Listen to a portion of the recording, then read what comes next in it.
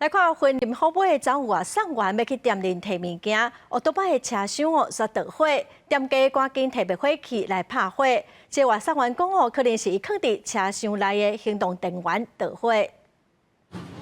15钟头，一只外送人员乌多摆雄雄抢烟出来，随着火，外送人员赶紧甲店头借消防器材来拍火，那就是行动电源着火所致。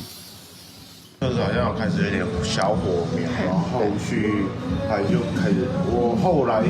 有听到一些骚动，那些民众他们就开始说他们着火，然后火苗越烧越旺，然后在那边找灭火器，刚好店里面就有配备啊。扑灭的时候火势初期可能会变小，但是锂电池的热施工还在进行中，尽量去移除周遭的可燃物。当然，如果你整个锂电池能够移除，直接拿去丢在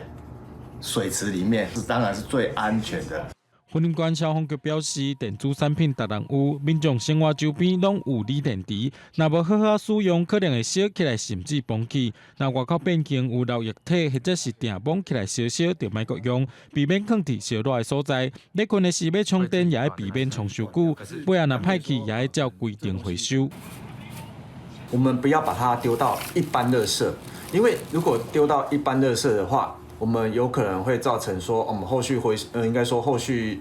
在回收上的困难。譬如说，我们回收厂内它如果没办法处理的话，万一不小心把它压迫或挤破的话，那有可能就是造成垃圾场的火警。 消防局表示，若是歹去无碍锂电池，会当提去朝上回收，呼吁民众就提去指定场所回收，避免导火造成意外。记者综合报道。